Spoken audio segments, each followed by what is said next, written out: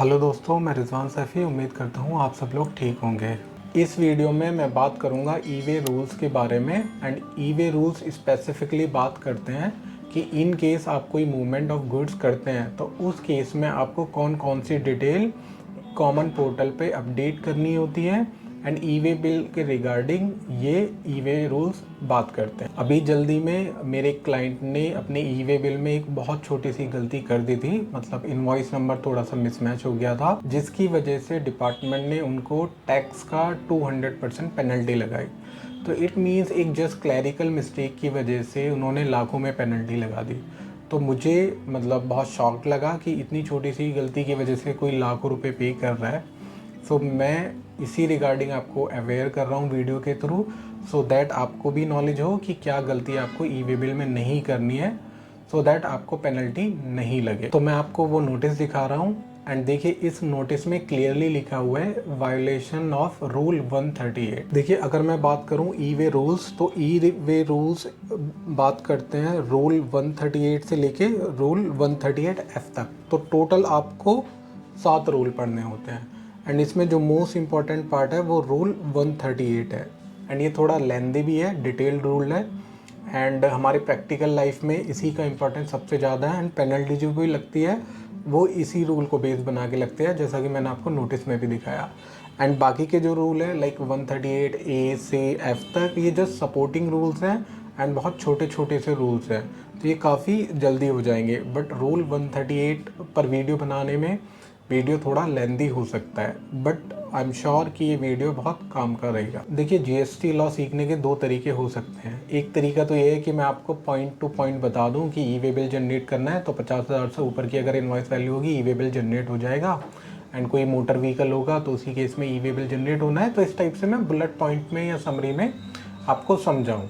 दूसरा तरीका ये हो सकता है कि मैं आपको एग्जैक्टली लॉ में क्या लिखा हुआ है वो बताऊं, उसको पढ़ के मैं आपको समझाऊं कि किस वर्ड का क्या मीनिंग निकलता है, so that in future law में कोई भी चेंज आता है तो आप लॉ को पढ़ के उसका इंटरप्रिटेशन करके उसका मतलब निकाल पाओ कि ये रूल क्या कहना चाहता है, राइट। सो मेरा फोकस इस वीडियो में रहेगा कि मैं आपको रूल का इंटरप्रिटेशन करके एंड साथ में समरी वे में इंटरप्रिटेशन आपको बताऊं कि किस रूल का क्या मतलब है, लाइक वो क्या कहना चाहता है, ठीक है। सो दैट आप भी सीख जाओ कि रूल का इंटरप्रिटेशन कैसे करना है, राइट। देखिए इस वीडियो में जो मैंने लाइक ये कंटेंट कॉपी किया है ये एग्जैक्टली रूल है वर्ड बाय वर्ड, तो मैंने वहाँ से जस्ट कॉपी पेस्ट किया है। इसमें मैंने जस्ट लाइक कलर करके कुछ कुछ चीज़ें हाईलाइट की हैं सो दैट उस पर स्पेशल फोकस किया जा सके, ठीक है। तो वो इम्पॉर्टेंट वर्ड्स हैं, अदरवाइज एग्जैक्टली ये लॉ है जो लॉ में लिखा हुआ है, राइट। तो देखिए रूल 138 बात करता है information to be furnished prior to commencement of movement of goods. Okay, तो मतलब ये बात कर रहा है कि हमें कौन कौन सी इंफॉर्मेशन फर्निश करनी है prior to commencement of goods, movement of goods, ठीक है। गुड्स के मूवमेंट से पहले कौन सी डिटेल हमें फर्निश करनी है। एंड दूसरा बात करता है ये generation of e way bill, E way bill generate करने के रिगार्डिंग, राइट। तो ये थी रूल की हेडिंग। अब मेन रूल ये लिखा हुआ है एंड नीचे इस स्लाइड पे मैं बताऊंगा। देखिए रूल के फर्स्ट पॉइंट की अगर मैं बात करूं तो ये बोलता है every registered person who cause movement of goods of consignment value exceeding 50,000 rupees. तो इसमें दो तीन चीज़ें आपको मार्क करनी है। एक तो ये सेक्शन बात कर रहा है, ये रूल बात कर रहा है रजिस्टर्ड पर्सन के बारे में। कौन सा registered person? Who causes movement of goods, जो भी गुड्स के मूवमेंट को स्टार्ट करता है या करना चाह रहा है, राइट। ओके, एंड तीसरी की इसमें एक सिचुएशन दे रहा है जिसकी गुड्स की वैल्यू एक्सीड करती है 50,000 रुपीज़। तीन condition, every registered person, second who causes movement of goods of consignment value exceeding 50,000 rupees. तो तीन चीज़ें हो गई, ठीक है। एंड कभी कभी ये भी डाउट आता है कि ई वे बिल 50,000 से ऊपर पे निकलना है, 50,000 पे निकलना है या नहीं निकलना है। तो यहाँ पे देखो क्लियरली लिखा हुआ है एक्सीडिंग 50,000 रुपीज़। तो इट मीन्स लॉ पढ़ के हमें क्लियर हो गया कि ई वे बिल तभी निकालना है कि जब हमारी वैल्यू 50,000 क्रॉस करेगी, ठीक है। इन केस एग्जैक्टली 50,000 भी आपकी इनवॉइस की वैल्यू है तो आपको ई वे बिल निकालने की ज़रूरत नहीं पड़ेगी। ठीक है, अब आगे ये बोल रहे हैं जो हम मूवमेंट ऑफ गुड्स कर रहे हैं वो चाहे सप्लाई हो, मतलब कोई हम सेल कर रहे हैं for reason other than supply हो, चाहे हम मूवमेंट ऑफ गुड्स कर रहे हैं अदर देन सप्लाई। जैसे मुझे कोई मशीन का मूवमेंट करना है सो दैट मैं कहीं पे कोई सर्विसेज दे सकूं या किसी आइटम को रिपेयर कर सकूं। जैसे जनरेटर लेके जाना है, ठीक है, एक जगह से दूसरी जगह, तो ये भी तो गुड्स है ना जनरेटर। एंड ये मैं लेके जा रहा हूँ फॉर एग्जांपल, मुझे कुछ मशीन को रिपेयर करना है, तो अभी मैं जो जनरेटर लेके जा रहा हूँ फॉर अदर देन सप्लाई लेके जा रहा हूँ। ठीक है, सप्लाई नहीं कर रहा मैं, इसकी सेल नहीं कर रहा, तो यहाँ पे भी आपको ई वे बिल निकालना पड़ेगा क्योंकि सेकंड पॉइंट ऐसा बोल रहा है। ठीक है, एंड थर्ड पॉइंट बोल रहा है due to inward supply from an unregistered person.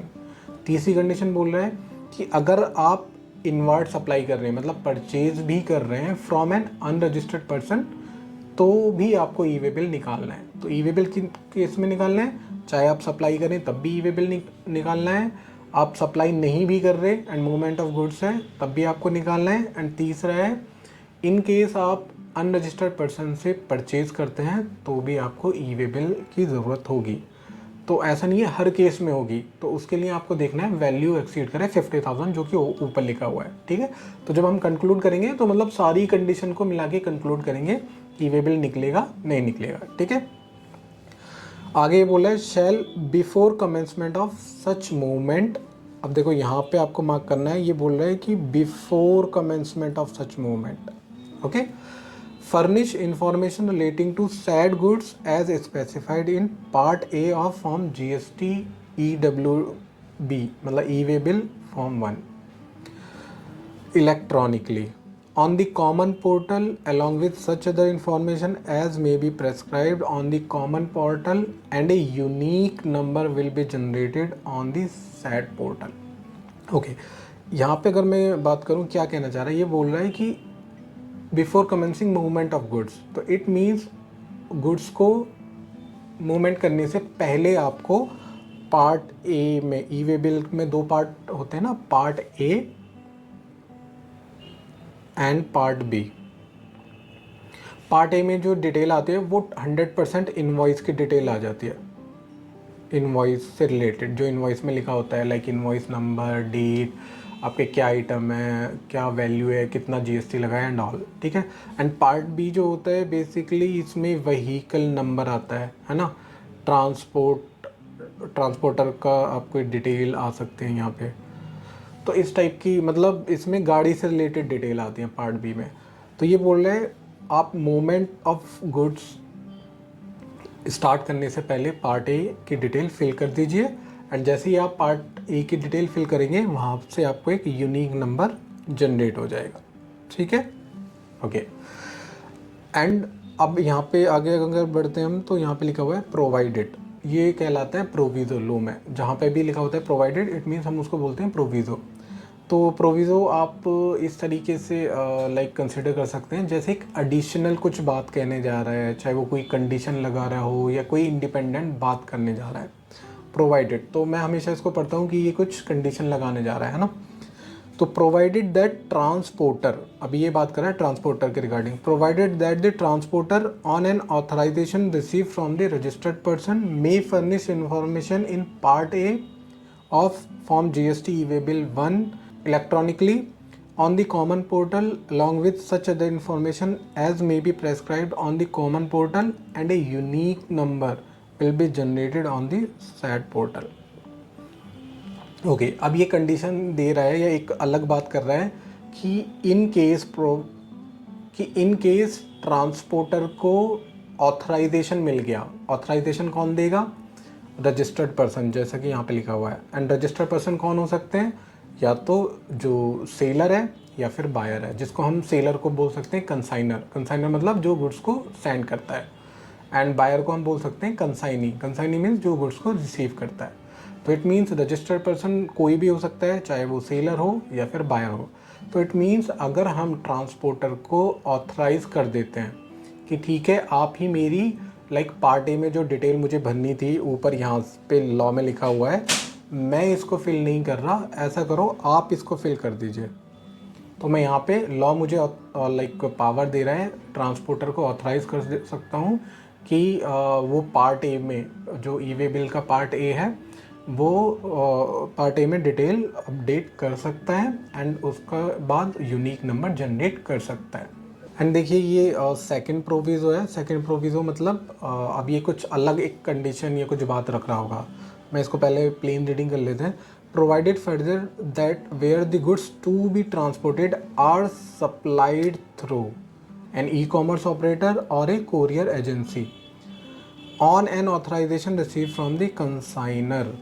Okay, the information in part A of form GST e-way bill 1 may be furnished by such e-commerce operator or courier agency and a unique number will be generated on the said portal. अब देखो इससे पहले का आप ये proviso पढ़ो, exactly मुझे लग रहा है ऑलमोस्ट सेम लाइन है, बट यहाँ पे क्या हो गया है, यहाँ पे ट्रांसपोर्टर को ऑथराइज़ कर रहा था कि इन केस कंसाइनर मतलब ट्रांसपोर्टर को ऑथराइज करता है तो वो भी पार्ट ए में डिटेल फिल कर सकता है। एंड यहाँ पे प्रोविज़ो सेकंड ऑथराइज कर रहा है ई कॉमर्स ऑपरेटर को एंड कोरियर एजेंसी को। तो मतलब ये बात कर रहा है कि इन केस कंसाइनर ऑथराइज कर देता है मतलब कोरियर एजेंसी या ई कॉमर्स ऑपरेटर को, तो ये दोनों लोग भी पार्ट ए में डिटेल अपडेट कर सकते हैं। बट ये कब करेंगे, जब जो गुड्स ट्रांसपोर्ट की जा रही है वो कौन सप्लाई कर रहा है, ई कॉमर्स ऑपरेटर या फिर कोरियर एजेंसी के थ्रू सप्लाई हो रही है। जैसे मैं एग्जांपल देता हूँ, लोग अमेज़न के थ्रू सेल करते हैं, तो यहाँ पे सप्लाई किसके थ्रू हो रही है, अमेज़न के थ्रू।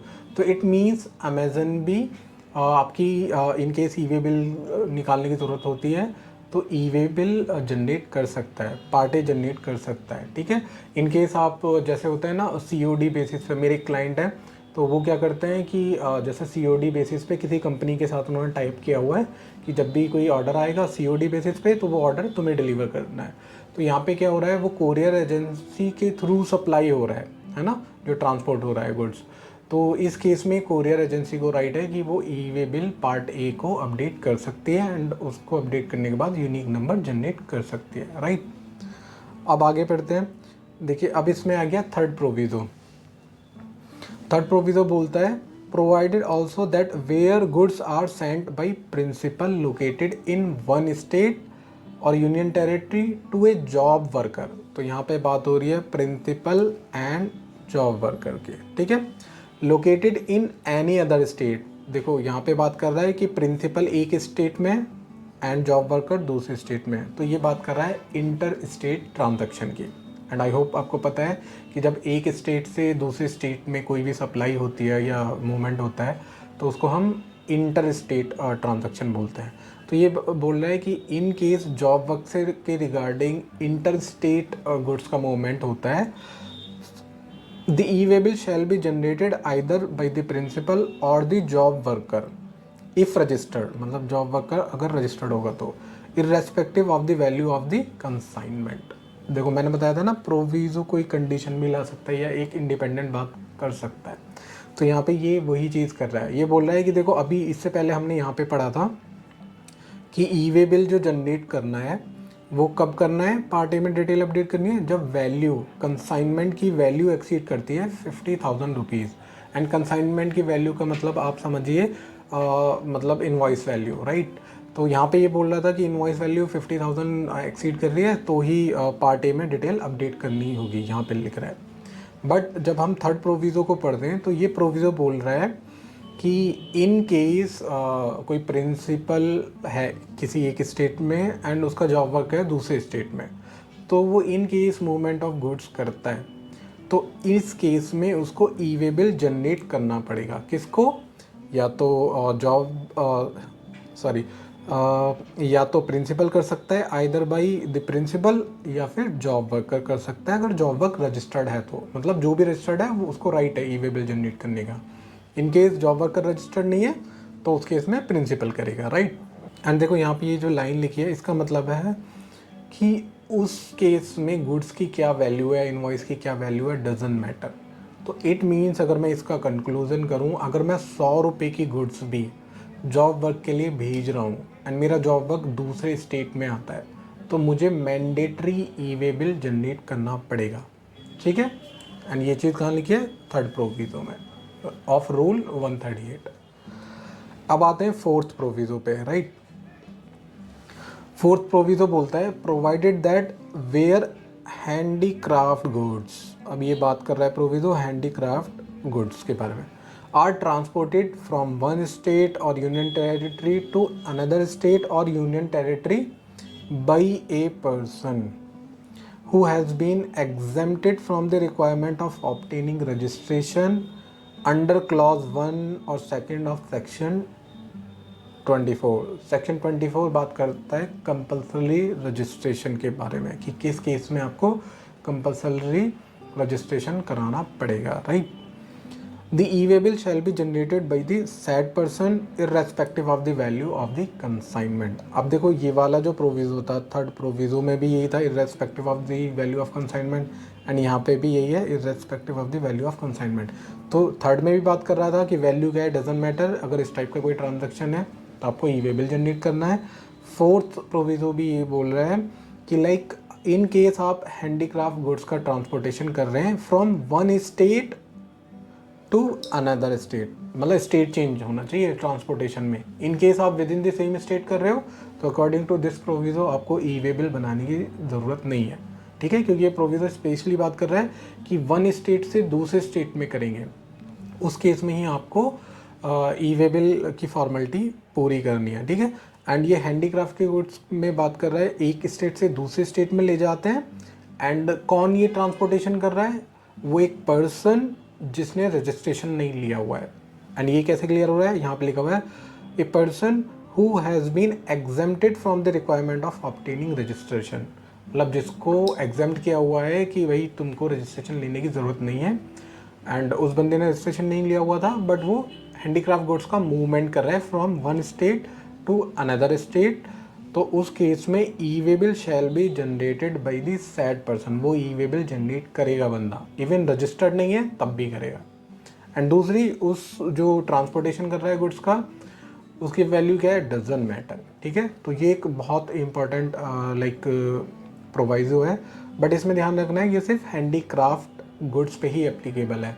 एंड हैंडीक्राफ्ट गुड्स क्या होती है ये क्वेश्चन आपके माइंड में आ सकता है, तो उसके रिगार्डिंग ये एक्सप्लेनेशन यहाँ पे दिया हुआ है।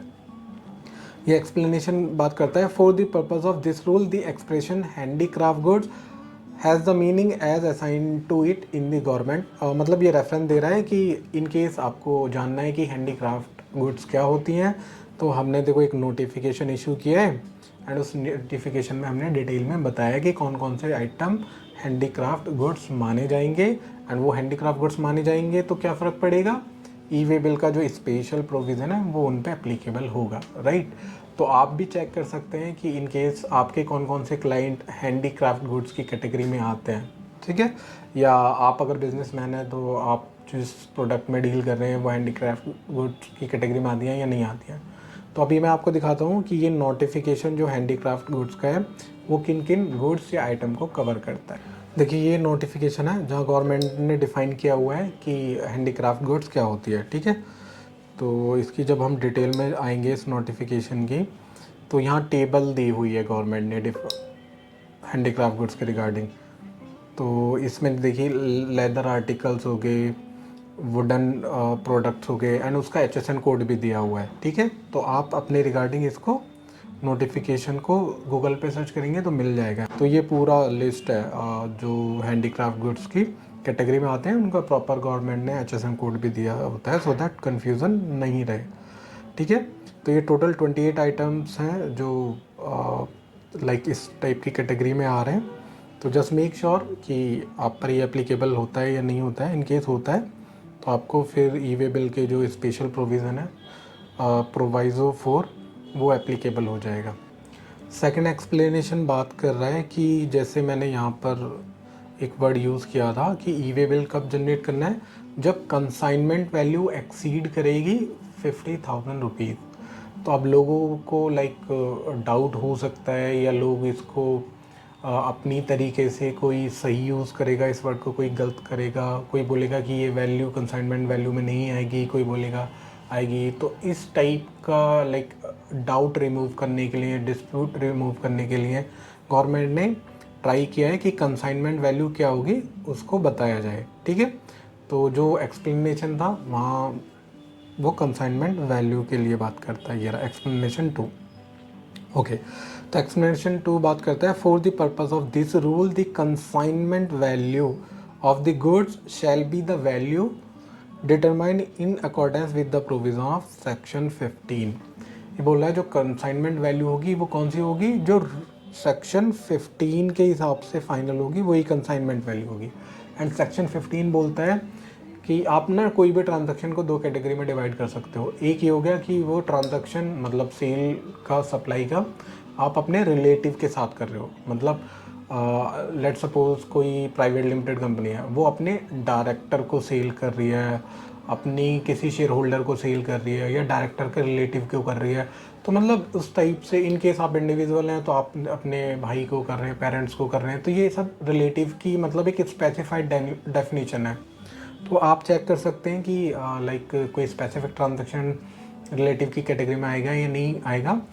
तो मैंने जैसे आपको बताया था, कोई भी सेल ट्रांजैक्शन है, ये सेक्शन बोलता है उसको दो कैटेगरी में डिवाइड कर लो, या तो रिलेटेड पार्टी के साथ होगा या अनरिलेटेड पार्टी के साथ होगा। तो इन केस रिलेटेड पार्टी के साथ ट्रांजैक्शन है तो उसमें बहुत लाइक वैल्यूएशन देखना पड़ेगा कि आपने वैल्यू सही ली है, मार्केट के हिसाब से लिया है या नहीं लिया है। तो रिलेटेड पार्टी के साथ कोई ट्रांजैक्शन होता है तो उसको इसमें जीएसटी ऑफिसर जो आपने इनवॉइस में वैल्यू ली है उसको लाइक चेंज कर सकता है अगर उसको लगता है कि आपने अंडर बिलिंग की है, ठीक है। बट इन केस आप अनरिलेटेड पार्टी के साथ ट्रांजैक्शन कर रहे हो, मींस आपके प्योर कस्टमर है, कोई रिलेशन नहीं है उनसे, तो उस केस में आप जो भी उससे के साथ लाइक डील कर रहे हैं, वैल्यू फाइनल कर रहे हैं, वो ही फाइनल मानी जाती है। लेट सपोज कोई टीवी 1 लाख रुपए का आ रहा है, ठीक है, एंड आपने सोचा कि मैं किसी को इसको 10,000 का दे देता हूँ एंड मैं उसको दूंगा तो उससे मेरा काफ़ी बिजनेस आएगा, मतलब प्रमोशन होगा, बिजनेस आएगा, तो आप उसको 10,000 में भी बेच सकते हो। जीएसटी ऑफिसर ये नहीं कह सकता मार्केट में तो ये 1 लाख का बिक रहा है, आपने इसको 10,000 का दे दिया, आपने जीएसटी चोरी करने के लिए इसको 10,000 का दे दिया है। तो आपको जस्ट ये प्रूव करना है कि ये पार्टी अनरिलेटेड है एंड मैंने 10 का दिया है तो भी वो उसको एक्सेप्ट करेगा। जहाँ ये पार्टी रिलेटेड आ गई तो फिर ऑफिसर मतलब वैल्यूएशन चेंज कर देगा, ठीक है। तो मैं मान के चल रहा हूँ मतलब 99 point something transaction unrelated party के ही साथ होते हैं, तो मैं उस केस को बेस बना के कि आपने जो वैल्यू डिसाइड कर ली दैट इज़ फाइनल, ठीक है। तो जो वैल्यू आपने इनवॉइस में डिक्लेयर की है वही हमारी कंसाइनमेंट वैल्यू मानी जाती है, ठीक है। इसके अलावा ये कुछ वैल्यू को क्लेरिफाई करता है कि जो भी वैल्यू आप ले रहे हो हम उसमें इंक्लूड करेंगे क्या, central tax, state tax, union territory tax, integrated tax and cess. ये बोल रहा है कि देखो लेट सपोज 1 लाख का आपने टीवी बेचा तो उस पर आप जीएसटी भी तो लगा रहे हो, तो ये बोल रहा है कि जो कंसाइनमेंट वैल्यू हम 50,000 की लिमिट देखेंगे उसमें हम जीएसटी भी इंक्लूड करके देखेंगे, ठीक है। एंड इसमें बोल रहा है कि कुछ एक्सक्लूड कर रहा है। ये बोल रहा है कि इन केस आपने ये क्या किया है, एग्जेम्प्ट सप्लाई ऑफ गुड्स किया हुआ है और आपने एक ही इनवॉइस में दोनों को लिखा हुआ है। लेट सपोज आपने क्या किया, 50,000 रुपये का टैक्सेबल जो गुड्स था वो सेल किया एंड 50,000 रुपये का आपने एग्जाम गुड्स सेल किया एंड 50,000 पे आपने जीएसटी लगाया। तो लेट सपोज 10% के हिसाब से फॉर सिंपल कैलकुलेशन 50,000 का टैक्सेबल आइटम, 10% मतलब 5,000 रुपये उस पर जीएसटी, तो 55,000 का तो टैक्सेबल जो आपका गुड्स था उसकी वैल्यू हुई, मतलब consignment value, total invoice value. Let suppose उसी इनवॉइस में आपने एक एग्जाम गुड्स डाल दिया 50,000 का, तो 55 + 50,000 मतलब 1,05,000 का बिल बन गया। तो अब गवर्नमेंट बोल रही है देखो ई वे बिल के पॉइंट ऑफ व्यू से हम जो वैल्यू मानेंगे इसकी कि आपको जनरेट करना है नहीं करना है, उसमें हम एग्जेम्प्ट जो गुड्स आप सेल कर रहे हो उसकी वैल्यू को हटा देंगे। तो इस केस में कंसाइनमेंट वैल्यू 55,000 मानी जाएगी चेक करने के लिए कि ई वे बिल जनरेट होगा या नहीं। तो 55,000 है मेरे केस में जो मैं एग्जाम्पल ले रहा हूँ, तो इट मीन्स ये 50,000 क्रॉस कर रहा है, जो यहाँ पे एक लाइक कंडीशन थी ये कि in case 50,000 consignment value exceed करेगी तो आपको ई वे बिल जनरेट करना है। तो मेरे केस में एक्सीड कर रही है तो मुझे जनरेट करना पड़ेगा। लेट सपोज मैं दूसरा एग्जांपल लेता हूँ, जो मैं आइटम लाइक टैक्सेबल प्रोडक्ट है मेरा, वो फॉर एग्जांपल 20,000 रुपये है एंड 10% जीएसटी के हिसाब से 2,000 रुपये जीएसटी हो गया, तो 22,000 रुपये टैक्सेबल जो मेरा गुड्स था उसका इन्वॉइस वैल्यू बनता। बट मैंने क्या किया या कस्टमर ने क्या किया, सॉरी सेलर ने उनमें 50,000 रुपये का एक एग्जेम्प्ट गुड भी उसी बिल में ऐड कर दिया। तो अब क्या हुआ, 22,000 प्लस 50,000, तो ये 72,000 टोटल इनवॉइस वैल्यू हो गई।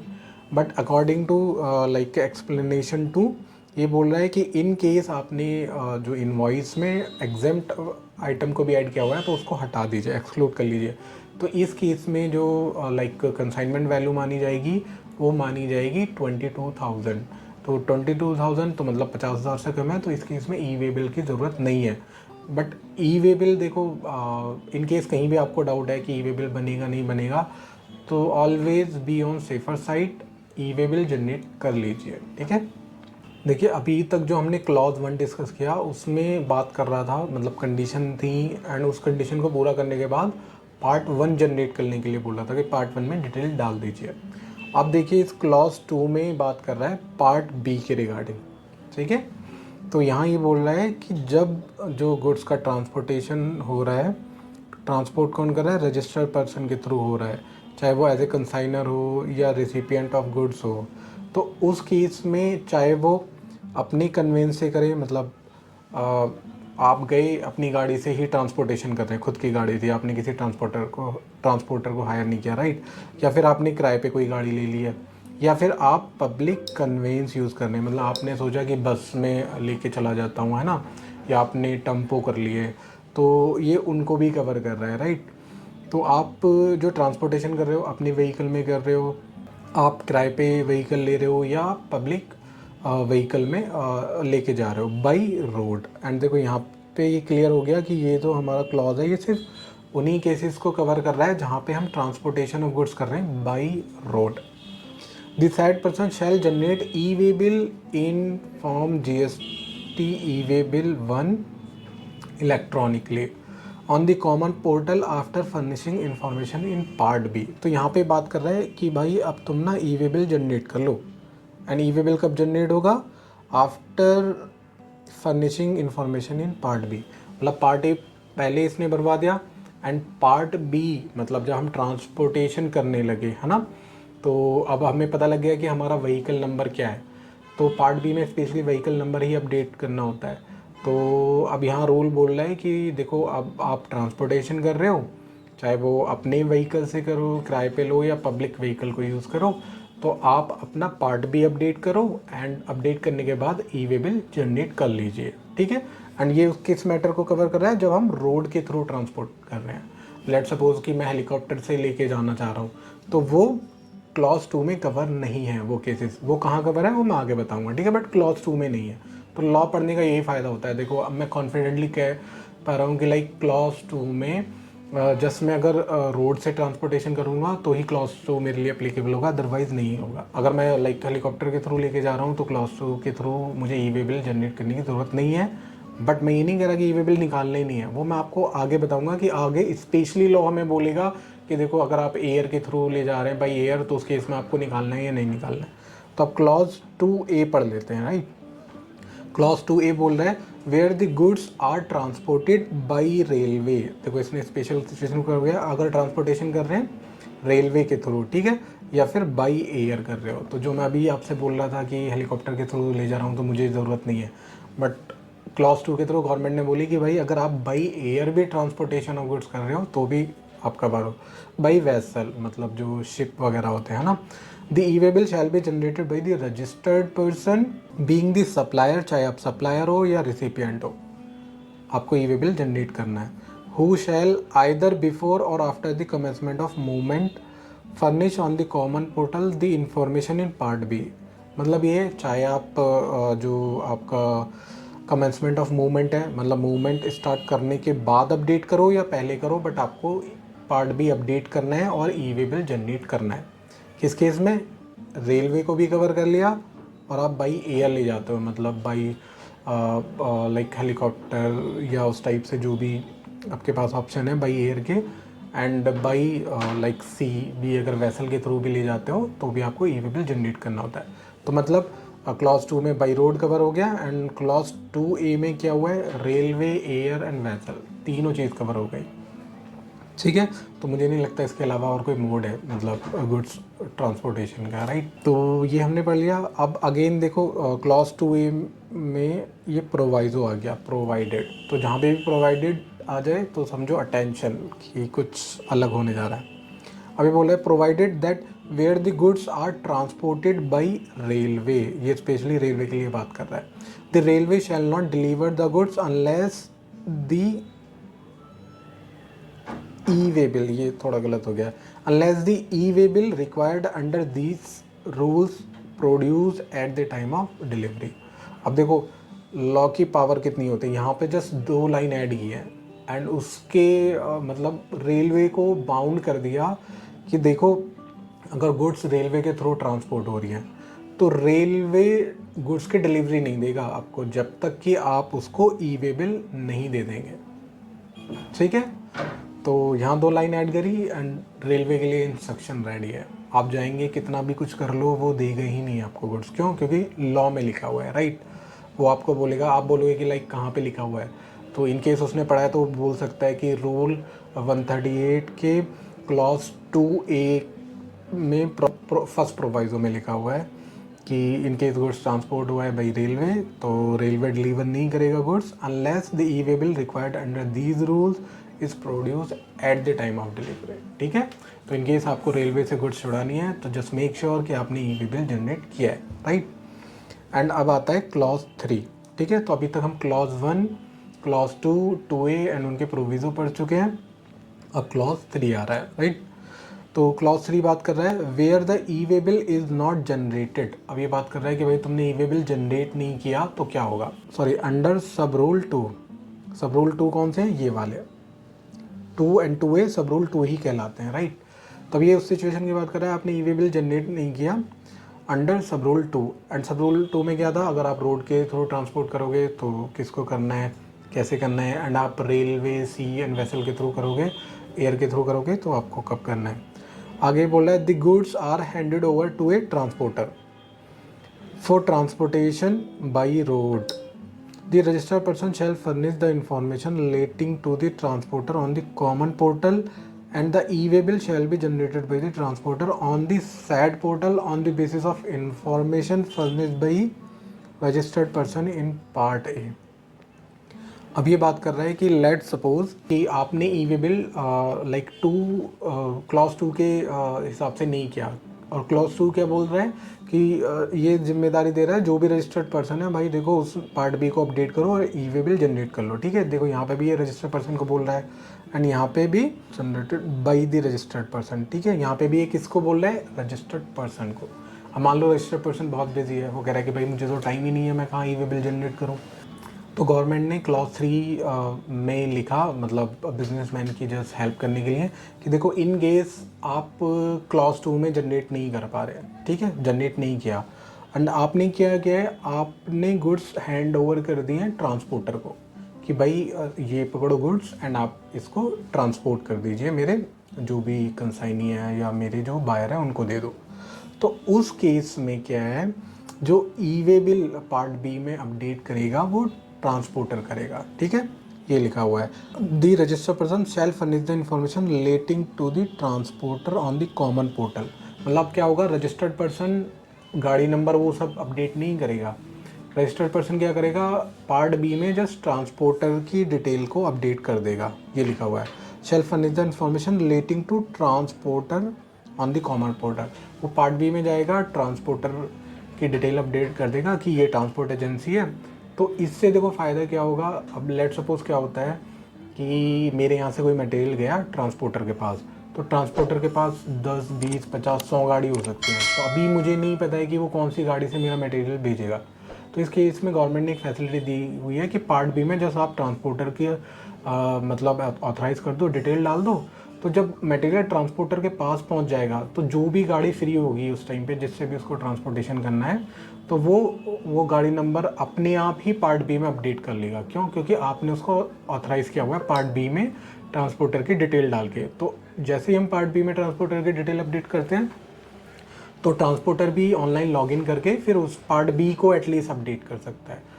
सो जब ट्रांसपोर्टर को क्लियर हो जाएगा कि इस गाड़ी नंबर से मटेरियल को डिलीवर करना है, तो ट्रांसपोर्टर उसमें पार्ट बी को अपडेट कर देगा, ठीक है।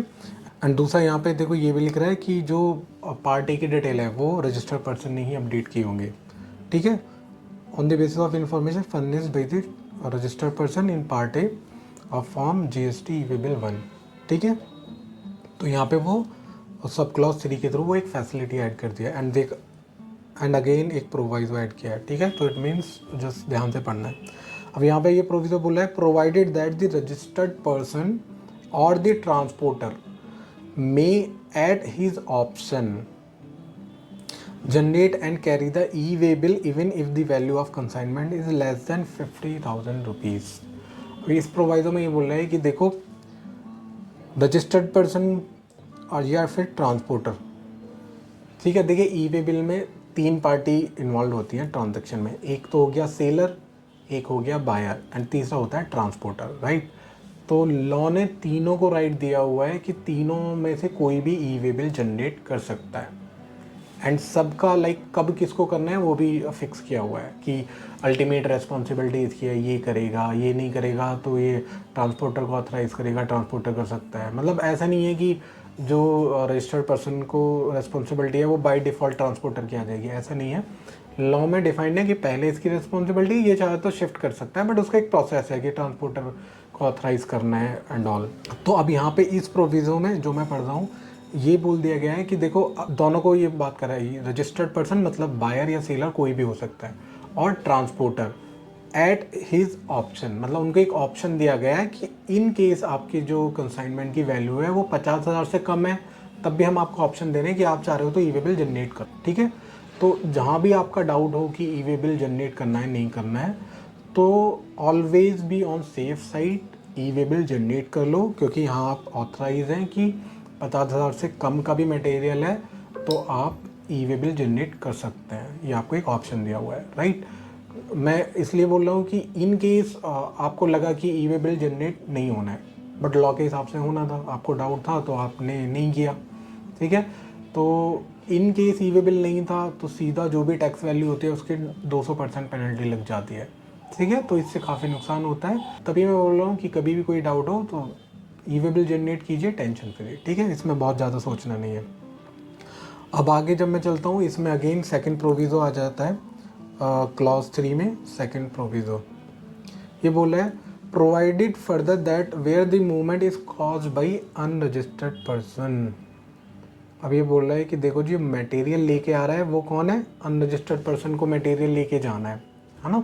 जैसा होता है ना कभी कभी लेट सपोज कि कोई बहुत बड़ा दुकानदार है, ठीक है, एंड अब फॉर एग्जांपल किसी को अपना घर बनाना है ना, एंड उसको ईंटें लानी है, ब्रिक्स लानी है, तो बट जो जिसको घर बनाना है वो पर्सनल घर बना रहा है तो नॉर्मली लोग रजिस्टर्ड नहीं होते हैं। तो मैं उस सिचुएशन में ले रहा हूँ वो अनरजिस्टर्ड पर्सन है, तो अब वो अनरजिस्टर्ड पर्सन क्या कर रहा है, गुड्स का मूवमेंट कर रहा है ना, उसको ब्रिक्स लेके आनी है घर बनाने के लिए, तो ये उसके रिगार्डिंग उस टाइप की सिचुएशन को कवर कर रहा है। मैंने जस्ट एक एग्जांपल बनाया है, हाइपोथेटिकल सिचुएशन क्रिएट की है, where the movement is caused by unregistered person either in his own conveyance, चाहे वो अपनी गाड़ी के थ्रू मूवमेंट कर रहा है गुड्स का, या गाड़ी को किराए पे ले रहा है, या फिर ट्रांसपोर्टर के थ्रू कर रहा है, ठीक है। ही और द ट्रांसपोर्टर मतलब वो अनरजिस्टर्ड पर्सन या फिर ट्रांसपोर्टर एट देयर ऑप्शन, उनको दोनों को ऑप्शन दे रहे हैं हम, क्या, generate the e-way bill in form GST e-way bill on the common portal in the manner specified in this rule. Okay, तो यहाँ पे देखो ये बोल रहे हैं कि इन केस कोई अनरजिस्टर्ड पर्सन गुड्स का मूवमेंट कर रहा है तो वो अनरजिस्टर्ड पर्सन या फिर ट्रांसपोर्टर, अगर वो ट्रांसपोर्टर के थ्रू कर रहा है, ठीक है, वैसे लाने को तो वो अपने कन्वेंस बिल में भी ला सकता है, यहाँ पे बोला गया है, या फिर वो किराए पे भी ले सकता है, या फिर तीसरा ऑप्शन ट्रांसपोर्टर के थ्रू भी। तो यहाँ पे बोला गया है कि ट्रांसपोर्टर या वो अनरजिस्टर्ड पर्सन उनको ऑप्शन दे रहे हैं कि उनको ऑप्शन है कि वो चाहे तो ई-वे बिल जनरेट कर सकते हैं कॉमन पोर्टल, और ये फैसिलिटी अवेलेबल है, इवन अनरजिस्टर्ड पर्सन भी कॉमन पोर्टल पर ई-वे बिल जनरेट कर सकता है, ठीक है, जो ई-वे बिल का पोर्टल होता है। तो सेकंड प्रोविज़ो ये हो गया, ठीक है। एंड अब आते हैं थर्ड प्रोविज़ो पे। थर्ड प्रोविज़ो बोल रहा है provided also that where the goods are transported for a distance up to 50 kilometre देखिए ये बहुत इम्पोर्टेंट है, मतलब जो मैंने अभी तक पढ़ा है उसमें one of the important proviso ये है। ये बोल रहा है जब गुड्स हम जो ट्रांसपोर्ट कर रहे हैं वो कितने किलोमीटर के लिए कर रहे हैं, for a distance up to 50 kilometre, मतलब 50 किलोमीटर तक की डिस्टेंस के लिए ट्रांसपोर्टेशन करना है विद इन द स्टेट। ये भी एक कंडीशन हो गई कि सेम स्टेट में, ये जो हम 50 किलोमीटर काउंट करेंगे with in same state. In case मैं नोएडा के बॉर्डर पे हूँ एंड मुझे दिल्ली में भेजना है मटेरियल, तो बॉर्डर तो मतलब पास पास ही होता है, तो इवन मैं 10 किलोमीटर पे भी भेजूँगा तो सेम स्टेट नहीं हुई, मैं नोएडा में दिल्ली में भेज रहा हूँ, तो ये उस सिचुएशन को कवर नहीं करता। ये बोल रहा है कि सेम स्टेट में आप ट्रांसपोर्ट कर रहे हो गुड्स को, ठीक है, मूवमेंट हो रहा है गुड्स का, एंड जो आपका किलोमीटर वाइज रेंज दिया अप टू 50 किलोमीटर, ठीक है। आगे पढ़ते हैं, कहाँ से कर रहे हैं movement, from the place of business of the consignor, मतलब जो सेलर है, सेलर के बिजनेस प्लेस से कहाँ तक के लिए, to the place of business of the transporter for further transportation. Okay, ये बोल रहे हैं देखो इन केस आप विद इन सेम, आपका जो ट्रांसपोर्टर है विद इन सेम स्टेट है, मतलब मैं यूपी में हूँ तो मेरा ट्रांसपोर्टर भी यूपी में है जिसके थ्रू मैं मटेरियल को डिलीवर करूँगा, एंड मेरे एंड ट्रांसपोर्टर के बीच में जो डिस्टेंस है वो अप टू 50 किलोमीटर है, तो उस सिचुएशन को ये क्लियर कर रहा है, कवर कर रहा है। The supplier or the recipient or as the case may be the transporter, तीनों को कवर कर रहा है। may not furnish the detail of conveyance in part B of e-way bill 1। Okay, तो अगर मैं पूरे को कंक्लूड करूँ, ये बोल रहा है कि देखो जी जो मतलब सेलर है वो अपने from the place of business of consignor, मतलब सेलर के प्लेस ऑफ बिजनेस मतलब जो रजिस्टर्ड एड्रेस है वहाँ से ट्रांसपोर्टर के एड्रेस तक, अब वो सेम स्टेट में होनी चाहिए, और ये 50 किलोमीटर के अंदर है एरिया दोनों का, ट्रांसपोर्टर का एंड सेलर का। इसके अलावा जो हम ट्रांसपोर्टर को भेज रहे हैं फॉर फर्दर ट्रांसपोर्टेशन, कि वो भी आगे मेरे कस्टमर को आगे ट्रांसपोर्ट करेगा मटेरियल। तो अगर मेरी प्लेस ऑफ बिजनेस में और प्लस ट्रांसपोर्टर के प्लेस ऑफ बिजनेस में 50 किलोमीटर तक का डिफरेंस है, मुझे ट्रांसपोर्टेशन करना है, तो उस केस में किसी को भी पार्ट बी में डिटेल अपडेट करने की ज़रूरत नहीं है, ठीक है। ये लिखा हुआ है the supplier or the recipient or as the case may be the transporter may not furnish, ज़रूरत नहीं है, मतलब मे का मतलब ऑप्शन है, अब आप चाह रहे हो तो भर लो, नहीं तो मत भरो। May not furnish the detail of conveyance, किसकी डिटेल नहीं भरनी, डिटेल ऑफ कन्वेंस। अब देखो यहाँ पे ये बहुत इंपॉर्टेंट पॉइंट है, कन्वेंस मतलब गाड़ी की डिटेल नहीं डालनी है, बट इसका मतलब ये नहीं है कि यहाँ पे अल्टरनेटिवली क्या करना है, ट्रांसपोर्टर की डिटेल अपडेट कर देनी है, ठीक है। तो ये प्रोवाइजो क्लियर कर रहा है कि इन केस आपका ट्रांसपोर्टर जो है 50 किलोमीटर के अंदर है तो आप गाड़ी के डिटेल अपडेट मत करो, अब जस्ट ट्रांसपोर्टर की आईडी डालो, उसकी डिटेल अपडेट करो एंड वो आप ले जा सकते हो। कोई ऑफिसर आपको रोक के पेनल्टी नहीं लगा सकता कि हाँ जी देखो आपने गाड़ी नंबर अपडेट नहीं किया हुआ है, राइट। अब इसमें देखो नेक्स्ट एक्सप्लेनेशन ऐड किया हुआ है, एक्सप्लेनेशन वन बात कर रहा है for the purpose of this sub rule where the goods are supplied by an unregistered supplier to a recipient who is registered. ये सिचुएशन की बात कर रहा है कि देखो ऐसा है, सप्लायर तो अनरजिस्टर्ड है, ठीक है, बट जो खरीद रहा है रेसिपिएंट है वो रजिस्टर्ड है, ऐसा भी हो सकता है बिजनेस में, उस सिचुएशन को कवर कर रहा है। ये बोला the movement shall be said to be caused by such recipient if the recipient is known at the time of commencement of movement of goods।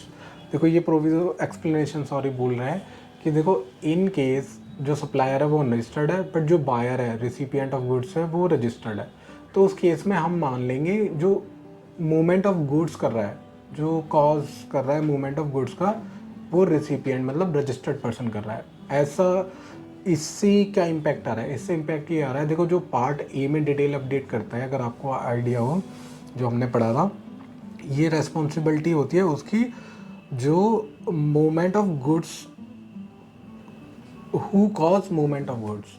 तो यहाँ पे मान लिया कि देखो रिसिपिएंट रजिस्टर्ड है तो हम मान लेंगे कि वो ही कर रहा है मूवमेंट ऑफ गुड्स, एंड वो कर रहा है तो फिर इट मीन्स बाय डिफ़ॉल्ट उसको ई वे बिल पार्ट ए अपडेट करना, मतलब ई वे बिल जनरेट करने की रिस्पॉन्सिबिलिटी फिर रजिस्टर्ड पर्सन की आ जाएगी, रिसीवर की। जो सेलर है अनरजिस्टर्ड है हम उसको कुछ नहीं बोलेंगे, राइट। ओके, एंड इसमें फिर एक्सप्लेनेशन 2 भी ऐड किया गया है। एक्सप्लेनेशन 2 बोल रहा है the E way bill shall not be valid for movement of goods by road. कब वैलिड नहीं है ई वे bill? Unless the information in part B of form GST E way bill 1 has been furnished. ये बोल रहा है कि देखो, in case आपने पार्ट बी नहीं भरा, क्योंकि 2 पार्ट होते हैं ना, part A and part B.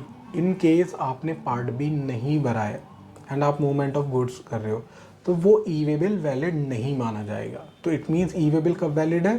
जब part A and part B दोनों फिल हो जाए, ठीक है। तो ये एक इम्पॉर्टेंट एक्सप्लेनेशन है।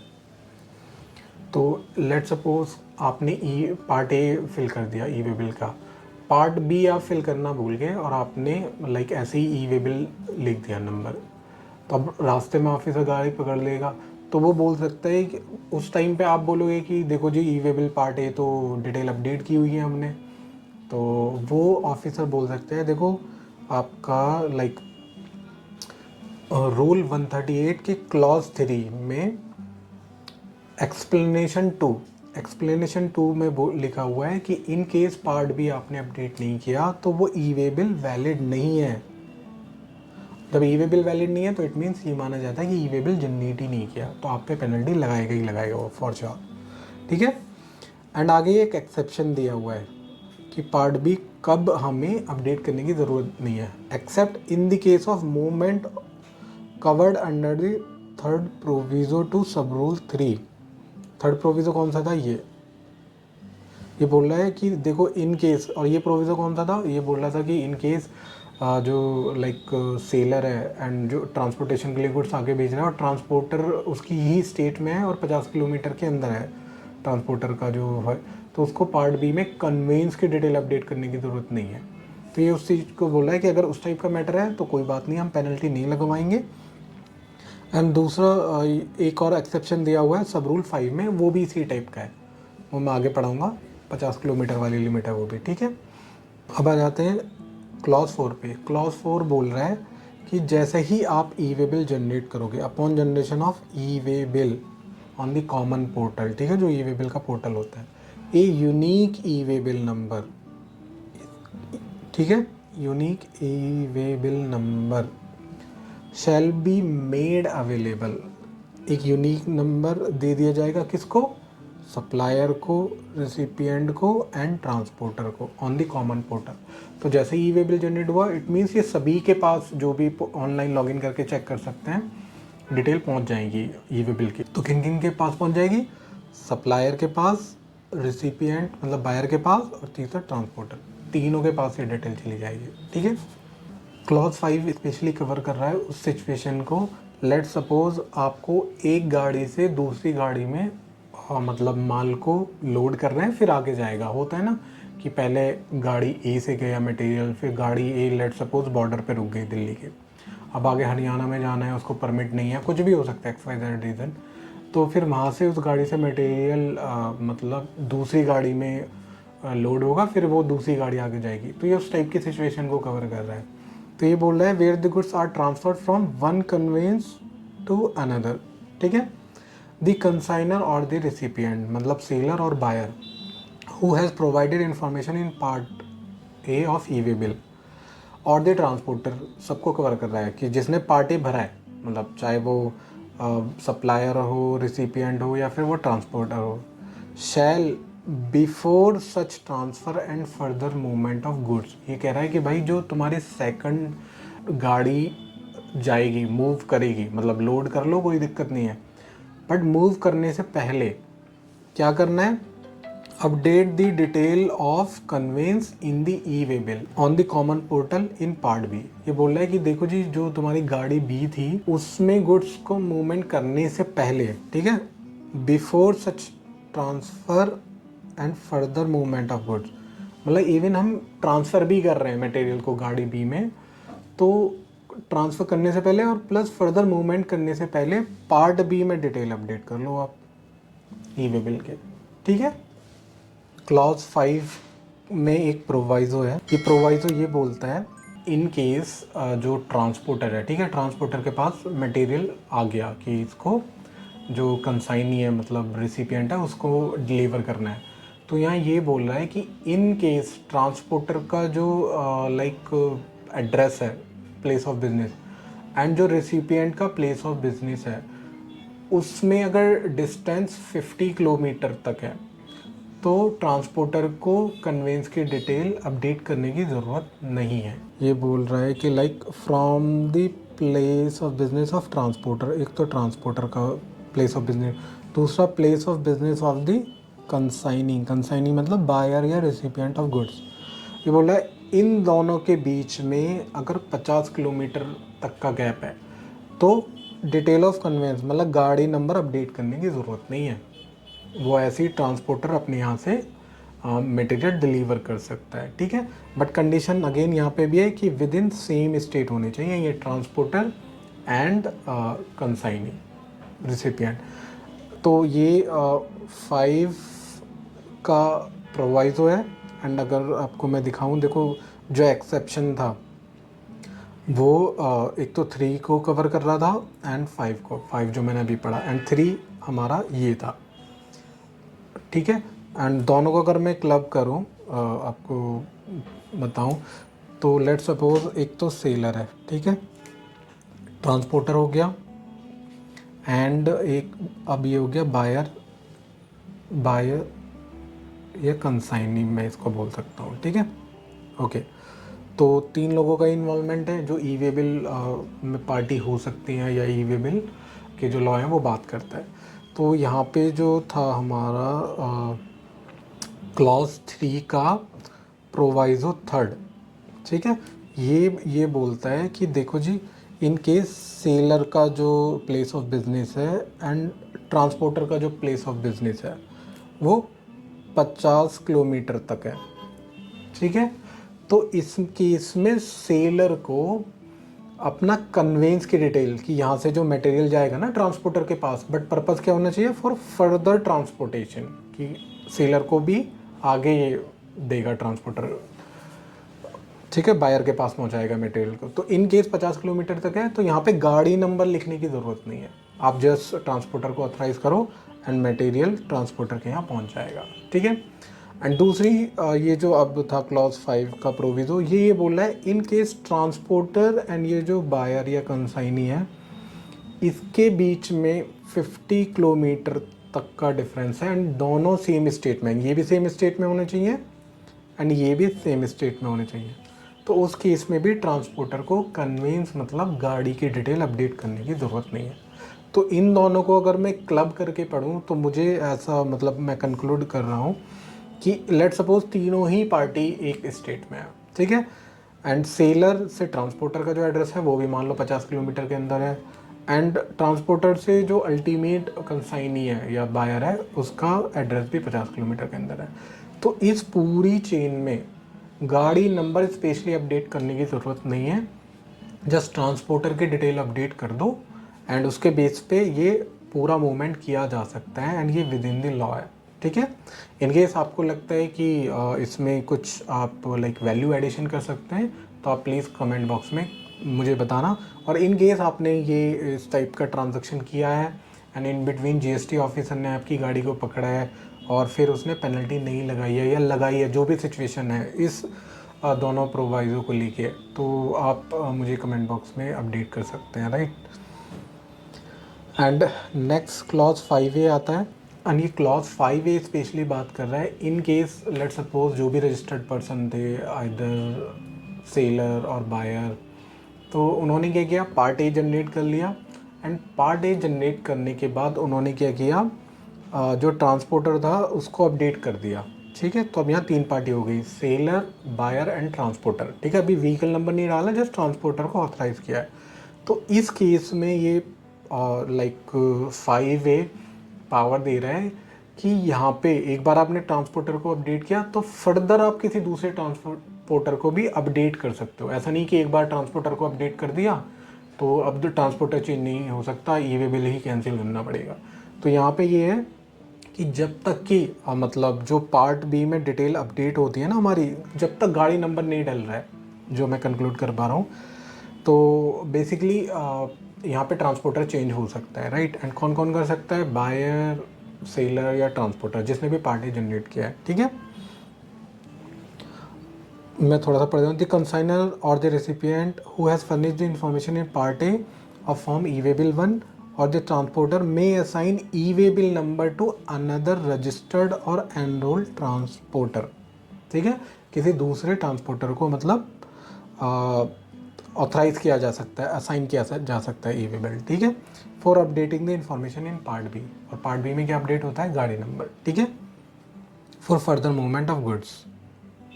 तो यहाँ पे इस टाइप की सिचुएशन हो सकती है। लेट सपोज मैंने कोई बिल निकाला एंड मेरा डन था कि मैं ट्रांसपोर्टर ए से ट्रांसपोर्ट करूँगा गाड़ी को, मतलब गुड्स का ट्रांसपोर्टेशन होगा। एंड मैंने डिटेल्स भी लाइक पार्ट ए को फिल कर दिया एंड पार्ट बी मैंने ट्रांसपोर्टर ए को मतलब ऑथराइज कर दिया, साइन कर दिया। एंड इन बिटवीन पता चला ट्रांसपोर्टर ए नहीं लेके जाएगा गुड्स को फॉर एनी रीज़न, तो उस केस में ये लाइक 5A क्लॉज मुझे पावर दे रहा है कि मैं यहाँ पे अपना जो पार्ट ई वे बिल जनरेट करूँगा उसको दूसरे को असाइन कर सकता हूँ, ट्रांसपोर्टर बी को मैं असाइन कर सकता हूँ, राइट। अब 5A में प्रोविज़ो आ रहा है, ठीक है। अब ये प्रोवाइज़ो इस टाइप के सिचुएशन को कवर कर रहा है। लेट सपोज जो बायर, सेलर एंड ट्रांसपोर्टर है, एक ट्रांसपोर्टर को ऑथराइज़ कर दिया बायर या सेलर ने, ठीक है। एंड अभी जैसे ऊपर ये 5A पावर दे रहा है कि वो ट्रांसपोर्टर को चेंज कर दे सकता है। तो लेट सपोज ट्रांसपोर्टर की क्लियरिटी के लिए ये एक प्रोवाइज़ो ऐड किया है, या ओवरऑल क्लियरिटी के लिए, कि इन केस जिस ट्रांसपोर्टर को आपने ऑथराइज़ किया है उसने अगर कन्वेंस की डिटेल डाल दी, मतलब पार्ट बी को अपडेट कर दिया, who has details of the conveyance have been updated. In case एक बार गाड़ी के डिटेल ट्रांसपोर्टर ने अपडेट कर दी पार्ट बी में, तो उस केस में जो रेसिपिएंट या फिर लाइक सेलर है जिसने पार्ट ए जनरेट किया है, फिर वो फर्दर किसी दूसरे ट्रांसपोर्टर को वो ई वे बिल असाइन नहीं कर पाएंगे, ठीक है। तो इट मीन्स क्या है, जब तक गाड़ी नंबर अपडेट नहीं हो रहा तब तक ट्रांसपोर्टर चेंज कर सकते हो। जैसे ही किसी ट्रांसपोर्टर ने गाड़ी नंबर अपडेट कर दिया तो उसके बाद फिर ट्रांसपोर्टर चेंज नहीं हो सकता, राइट। तो ये चीज़ ये प्रोविज़ो डील कर रहा है। एंड अब आते हैं क्लॉज 6 पर।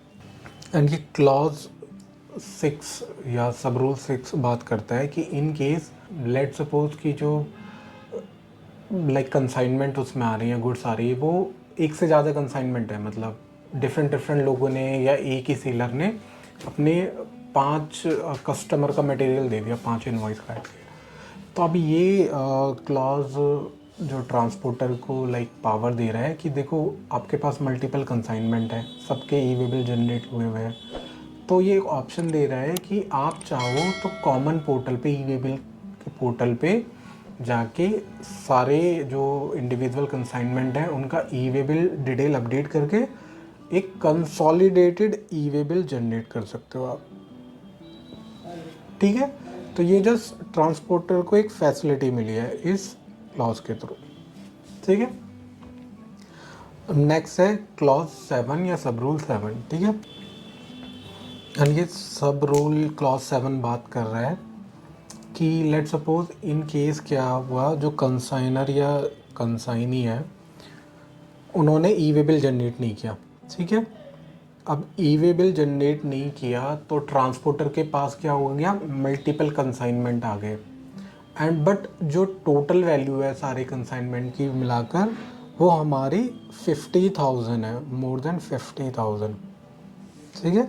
The aggregate of the consignment value of goods carried in the conveyance, जो उस गाड़ी में माल जाएगा उसकी टोटल की वैल्यू क्या है, 50,000 से ज़्यादा है, ठीक है। तो उस केस में ट्रांसपोर्टर क्या करेगा, ट्रांसपोर्टर को राइट दिया हुआ है कि देखो जी जितना भी तुम्हारा इंटर स्टेट सप्लाई होंगे, मतलब एक स्टेट से दूसरी स्टेट में जा रहे हैं, उस केस में ट्रांसपोर्टर को ई वे बिल जनरेट करना है। Generate the E way bill in form GST GST e-way bill 1 on the basis of invoices, bill of supply या delivery challan as the case may be and may also generate a consolidated e-way bill। मतलब यहाँ पे transporter की liability fix हो गई कि देखो जो इंडिविजुअल कंसाइनमेंट है हो सकता है उसकी वैल्यू 50,000 क्रॉस नहीं कर रही है, बट जो तुम्हारी गाड़ी में माल जा रहा है वो सब मिला के 50,000 क्रॉस कर रहा है। एंड प्लस जो ये मटेरियल जाना है वो इंटर स्टेट सप्लाई है, मतलब एक स्टेट से दूसरे स्टेट में जा रहा है माल, तो उस केस में ट्रांसपोर्टर को ई-वे बिल जनरेट करना है। एंड प्लस उसको ऑप्शन दिया गया है कि आप चाहो तो एक कंसोलिडेटेड ई-वे बिल भी जनरेट कर सकते हो। बट इन केस देखो यहाँ पे स्पेशली कवर कर रहा है inter state supply. Let suppose intra state मतलब सेम स्टेट में सप्लाई हो रही है, तो इस क्लॉज के बेसिस पे ई-वे बिल जनरेट करने की ज़रूरत नहीं है। क्यों? क्योंकि ये सिर्फ उसी सिचुएशन को कवर कर रहा है जहाँ इंटर स्टेट सप्लाई है, ठीक है, दूसरी स्टेट में सप्लाई हो रही है, ठीक है। तो ये एक स्पेशल सिचुएशन थी जिसको लाइक क्लॉज 7 कवर कर रहा है। अब इसमें एक प्रोविज़ो है, प्रोविज़ो को देखते हैं। प्रोविज़ो बोल रहा है कि देखो अभी तो हम बात कर रहे थे ट्रांसपोर्टर की, बट हो सकता है कि ये जो वो मूवमेंट है, ये मूवमेंट हो रहा है through an e commerce operator or courier agency. तो यहाँ पे तो मान लो कि जो कंसाइनी ने नहीं जनरेट करा तो हमने ट्रांसपोर्टर को बोल दिया, बट यहाँ पे प्रोविज़ो बोल रहा है कि इन केस जो सप्लाई हो रही है वो थ्रू ई कॉमर्स ऑपरेटर है या फिर कोरियर एजेंसी है, तो उस केस में पार्टी जो है वो ई कॉमर्स ऑपरेटर या फिर जो कोरियर एजेंसी है उनको अपडेट करना पड़ेगा, ठीक है। एंड अब चलते हैं क्लॉज 8 पर। क्लॉज 8 का मेन पर्पज़ है कि लाइक जब पार्ट ए जनरेट हुआ था, है ना, तो पार्ट ए कौन कौन जनरेट कर सकता है, या तो सेलर करेगा या बायर करेगा, ट्रांसपोर्टर करेगा, ठीक है, कोई भी करे, डजेंट मैटर। ये क्लॉज बोल रहा है कि the information furnished in part A of e way bill 1 shall be made available to the registered supplier, मतलब जिसने सेल किए उसको ये डिटेल मतलब देनी है। किस पर देनी है? Common portal who may utilise the same for furnishing the detail and GSTR1। GSTR1 मतलब सेल की डिटेल।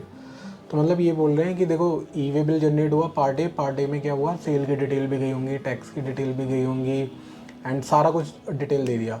तो ये जो पार्ट ए की डिटेल है, ऐसा है कि सप्लायर को कॉमन पोर्टल पे दे दो, मतलब GST पोर्टल पे, जिससे क्या होगा वो अपना GSTR1 में उसको कंसिडर कर लेगा, ठीक है। May utilise the same for furnishing the detail in GSTR1, ठीक है। ये एक उसको मतलब सप्लायर को या सेलर को हेल्प की जा रही है इस प्रोविज़न के थ्रू। अब आगे प्रोविज़ो है।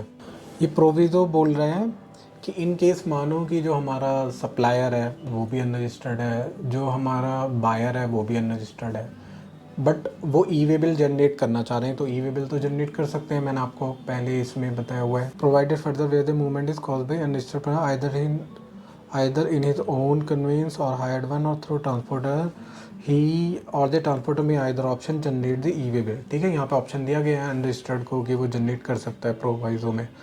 अब नेक्स्ट ये जो प्रोवाइजो है ये बोल रहा है कि देखो बायर भी अनरजिस्टर्ड, सेलर भी unregistered, but e-way bill generate हुआ है, तो उस केस में क्या होगा, ई-वे बिल की जो डिटेल है उनके मोबाइल नंबर या ईमेल आईडी पर भेज दो, अगर अपने पास अवेलेबल हो। मतलब ऑनलाइन अगर मोबाइल नंबर ईमेल आईडी गई है अनरजिस्टर्ड पर्सन की, चाहे वो सेलर है या बायर है, उस केस में उनके मोबाइल नंबर या ईमेल आईडी पर हम उनको वो डिटेल भेज देंगे, ठीक है। नेक्स्ट हमारा है क्लॉज 9, एंड क्लॉज 9 बहुत इंपॉर्टेंट सिचुएशन को कवर कर रहा है, एंड मेरे हिसाब से ऑलमोस्ट सभी रजिस्टर्ड पर्सन इससे हिट होते हैं इस क्लॉज से।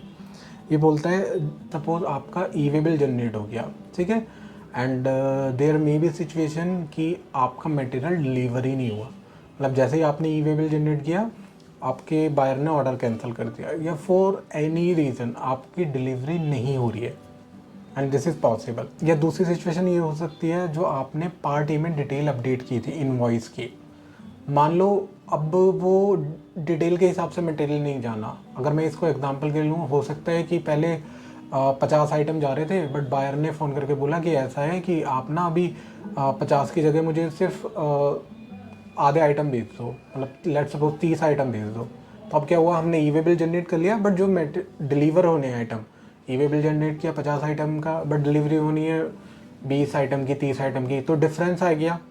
तो ये दोनों सिचुएशन को कवर कर रहा है कि जब आपका ट्रांसपोर्ट ही नहीं हुआ, या फिर आपका ट्रांसपोर्ट नहीं हुआ as per detail furnish in the E way bill, आपका जो ई वे बिल में डिटेल भरी थी आपने, उसके हिसाब से ट्रांसपोर्ट नहीं हो रहा है मटेरियल, तो उस केस में गवर्नमेंट एक ऑप्शन दे रही है कि आप ना कैंसिल कर लो इलेक्ट्रॉनिकली अपना ई वे bill. The E way bill may be cancelled electronically.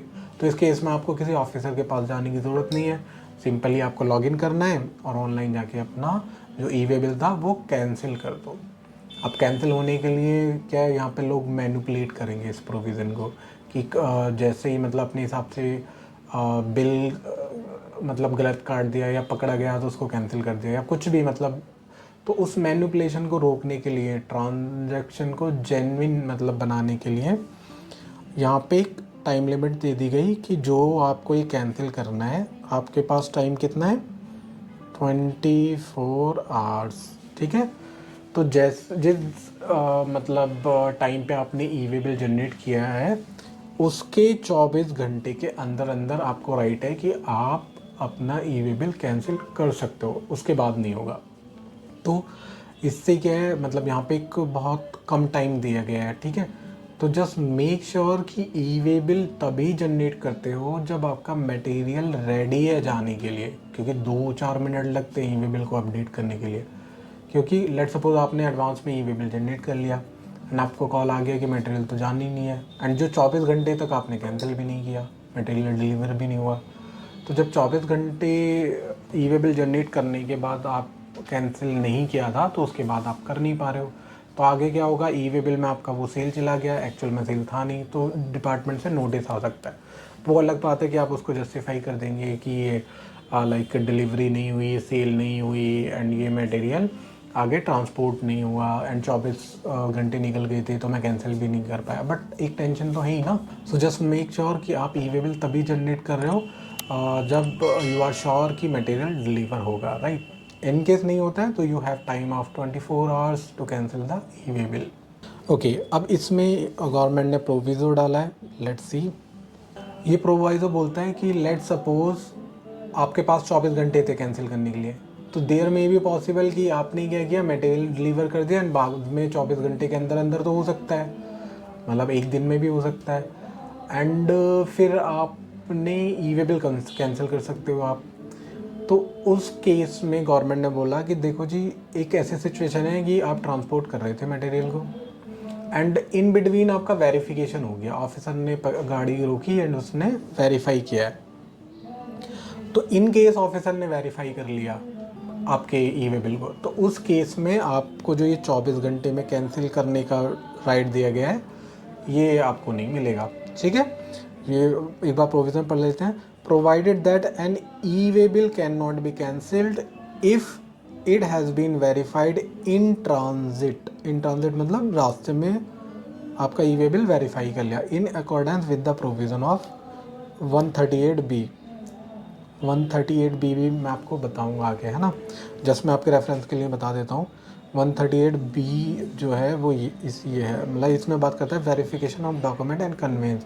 मतलब इस रूल के थ्रू जो जीएसटी ऑफिसर है उनको पावर दी गई है कि ऐसा है कि देखो जो भी लाइक गुड्स का मूवमेंट हो रहा है आप उनको रोक के उनके डॉक्यूमेंट चेक कर सकते हो। एंड आपने देखा होगा कि मतलब गाड़ी को रोक के जो जीएसटी ऑफिसर है उनके डॉक्यूमेंट चेक करते हैं डॉल, ठीक है। तो ये भी मैं आपको पढ़ाऊँगा कि लाइक ऑफिसर को क्या राइट दिए हैं, क्योंकि देखो ऑफिसर जो काम करते हैं वो ऐसा नहीं कि दे आर द बॉस की कुछ भी सोचा करने लगेंगे। उनको भी जैसे हमें पावर ये लॉ दे रहा है कि आप ये कर सकते हो, ये नहीं कर सकते हो, इन कंडीशन में कर सकते हो, सेम वे में ऑफिसर को जो पावर है वो भी लॉ ही देता है, वो मैं आपको आगे पढ़ाऊँगा। तो ऑफिसर इन केस कोई भी ऐसा काम करता है जो लॉ के अगेंस्ट है या लॉ में डिफाइन नहीं है तो आप उसको ऑब्जेक्ट कर सकते हो। तो जैसे बहुत से टाइम क्या होता है, ई वे बिल में पेनल्टी ऑफिसर ने लगा दी but as per law penalty नहीं लगनी चाहिए थी, तो उस केस में आप अपने आप को रिप्रेजेंट करके केस फाइल करके वो पेनल्टी को रिकवर कर सकते हो, right. So this is the power of law. तो आपको लॉ बहुत समझना बहुत ज़रूरी है, राइट। सो ये प्रोविज़ो भी हमने पढ़ लिया एंड इसका सेकंड प्रोवाइज़ो है, इसको देखते हैं। सेकंड प्रोवाइज़ो बेसिकली बात कर रहा है कि let suppose part A and part B दो चीज़ों ई वे बिल में होते हैं, ठीक है, पार्ट होते हैं। तो ये कहता है कि लेट सपोज आपने पार्ट ए जनरेट कर दिया एंड फिर आपकी जो लाइक पेंडेंसी रहती है वो रहती है कि पार्ट बी जनरेट करो एंड इसका ट्रांसपोर्ट कर लो, ठीक है। एंड पार्ट बी जनरेट करना मैंडेटरी है before movement of goods, transportation से पहले, ठीक है। पार्ट ए तो आप एडवांस में कर लो। तो अब लॉ डिफाइन कर रहा है कि पार्ट ए जनरेट कर दिया तो पार्ट बी कब तक जनरेट करना है। ऐसा तो नहीं 1 महीने पहले पार्ट ए जनरेट कर लिया एंड 1 महीने बाद पार्ट बी जनरेट करके मटेरियल भेज रहे हो, तो इसमें बहुत अनसर्टेनिटी हो जाती है, ठीक है। तो यहाँ पे इस चीज़ को फिक्स किया गया, यहाँ पे बोला गया कि देखो जब आपने पार्ट ए जनरेट किया है ई वे बिल का, उसके 15 दिन के अंदर, ठीक है, आपको पार्ट बी जनरेट करना है। तो इट मीन्स मतलब अल्टीमेटली ये बोल रहे हैं कि पार्ट ए जो तुम्हारा वैलिड रहेगा वो रहेगा 15 डेज तक फ्रॉम दी, एंड 15 डेज किस लिए दिए जा रहे हैं, आपको टाइम दिया जा रहा है पार्ट बी मतलब जो ट्रांसपोर्टर है या अपना व्हीकल की डिटेल इसमें अपडेट करो एंड ट्रांसपोर्टेशन कर दो। जैसे ही 15 दिन गए तो मतलब फिर आप इसको पार्ट बी को अपडेट नहीं कर सकते, ठीक है। तो ये भी एक अच्छा लाइक प्रोवाइज़ो है। और एंड नॉर्मली ये लोगों को नहीं पता है, लोग समझते हैं कि पार्ट ए जनरेट कर दिया तो 2 दिन के आप अंदर पार्ट बी जनरेट करके मटेरियल को डिलीवर करना है। तो इनकी ये आपको लगता है कि आपने, और दूसरा देखो ई वे बिल में एक ये भी है कि जो पार्ट ए जनरेट हो सकता है उसमें भी प्रैक्टिकली लिमिट है कि 1 से 2 दिन में आप ई वे बिल पे जाके पार्ट ए जनरेट कर सकते हो। मैं ऐसे नहीं कर सकता कि 1 हफ्ते पुराना बिल लेकर आया एंड ई वे बिल बनाने लग गया। तो इन केस आपको लग रहा है कि आपका जो मूवमेंट होगा वो 2 दिन के बाद या हफ्ते भर बाद होगा बट 15 दिन के अंदर होगा, तो आप क्या कर सकते हो, आप पार्ट ए तो जनरेट कर लीजिए। क्यों? क्योंकि पार्ट ए जनरेट करने के बाद आपको 15 दिन का टाइम मिल रहा है पार्ट बी अपडेट करने के लिए। तो पार्ट ए जनरेट करके 15 दिन तक आप पार्ट बी अपडेट करो एंड अपना मटेरियल डिलीवर कर दो। इन केस आपने पार्ट ए ही अपडेट नहीं किया एंड आप चाह रहे हो कि मैं 4-5 दिन बाद ई वे बिल बनाऊँ, पार्ट ए अपडेट करूँ एंड बी अपडेट करूँ, तो उसमें नहीं होता ये, ठीक है। तो ये भी एक अच्छा प्रोविज़न है। एंड इसके अलावा अब बात आती है कि जो हमने ई वे बिल जनरेट किया है, राइट, तो उसमें भी कुछ वैलिडिटी होनी चाहिए कि अगर मैंने ई वे बिल जनरेट किया है तो मैं इस टाइम पीरियड के अंदर अंदर ही मटेरियल को सप्लाई करूँगा, अदरवाइज़ इसका भी मिसयूज़ होने लग जाएगा, राइट। एंड मिसयूज़ क्या होगा, लोग ई वे बिल जनरेट कर लेंगे एंड अपने हिसाब से मतलब फिर वो ब्लैक वाइट करेंगे या टैक्स में अपनी मनमानी करेंगे, ठीक है, टैक्स चुराएंगे। सो जस्ट इसको भी लाइक गवर्नमेंट ने कवर कर दिया है कि देखो इन केस आप जो लाइक मटेरियल पहुंचाना है, रेसिपिएंट है, वो उसका जो डिस्टेंस है आपके लाइक एड्रेस से रेसिपिएंट के एड्रेस में, अगर वो 200 किलोमीटर तक है, 200 किलोमीटर तक का मतलब चाहे वो 1 किलोमीटर है, 10 किलोमीटर है, 150 किलोमीटर है, 200 तक है, तो उस केस में आपको 1 दिन दिया जा रहा है कि जो ई वे बिल वैलिड रहेगा 1 दिन रहेगा। सो इसलिए मैं बोल रहा हूँ कि पार्ट ए तो जनरेट कर दो बट पार्ट बी जनरेट करने से पहले 2 बार सोचना चाहिए। क्यों? क्योंकि पार्ट बी जनरेट करते ही आपका ई वे बिल जनरेट हो जाता है और ई वे बिल की वैलिडिटी है 1 दिन, राइट। इन केस 1 दिन में आपका मटेरियल डिलीवर नहीं हुआ तो आपका ई वे बिल फिर वैलिड नहीं है, ठीक है। सो इस चीज़ को आपको ध्यान रखना है। एंड इन केस आपका 200 किलोमीटर से ज़्यादा है, सो एवरी 200 किलोमीटर और पार्ट देयर ऑफ का बहुत अपना इम्पोर्टेंस है यहाँ पे। लेट सपोज़ कि मेरा 201 किलोमीटर हो गया, तो 200 किलोमीटर तक तो मैं यहाँ पे कवर्ड था, बट 201 जैसे हुआ तो मैं सेकंड उसमें चला गया कि फॉर एवरी 200 किलोमीटर और पार्ट देयर ऑफ, पार्ट का मतलब 200 किलोमीटर या उसका एक छोटा सा पार्ट, तो 1 किलोमीटर भी तो अपना पार्ट ऑफ द 200 किलोमीटर है ना। तो इट मीन्स फिर मुझे 1 एडिशनल डे मिल जाएगा फॉर एवरी 200 किलोमीटर और पार्ट देयर ऑफ। मतलब 200 किलोमीटर तक के लिए 1 दिन मिला हुआ था, और पार्ट फॉर एवरी 200 किलोमीटर और पार्ट देयर ऑफ के लिए एडिशनल 1 दिन मिल गया। तो इन केस मेरा 201 किलोमीटर जाना है तो मुझे मिलेंगे दिन 2। ठीक है, तो इस हिसाब से आप मल्टीप्लाई कर सकते हो कि आपके केस में कितना डिस्टेंस है, कितने डिस्टेंस के केस में आपका जो ई वे बिल की वैलिडिटी है वो कितनी होगी। ठीक है, एंड ई वे बिल की वैलिडिटी स्टार्ट होती है, ये जो टाइम लिमिट है, पार्ट बी अपडेट होने के बाद। ठीक है, जैसे ही आपने व्हीकल नंबर डाला समझो कि आपका काउंटिंग स्टार्ट हो गया है। ठीक है, तो ये नॉर्मल व्हीकल के केस में। और एक होता है ओवर डायमेंशनल कार्गो। आपने जैसा रोड पे देखा होगा, बहुत बड़ी बड़ी गाड़ी होती हैं जो बहुत स्लो स्पीड से जा रही होती हैं, मतलब 10 20 30 किलोमीटर के हिसाब से। उस टाइप की जो गाड़ी होती है ओवर डायमेंशनल कार्गो की कैटेगरी में आती है, एंड वो जब स्लो चलती हैं तो उनको ज़्यादा टाइम चाहिए पहुंचने के लिए।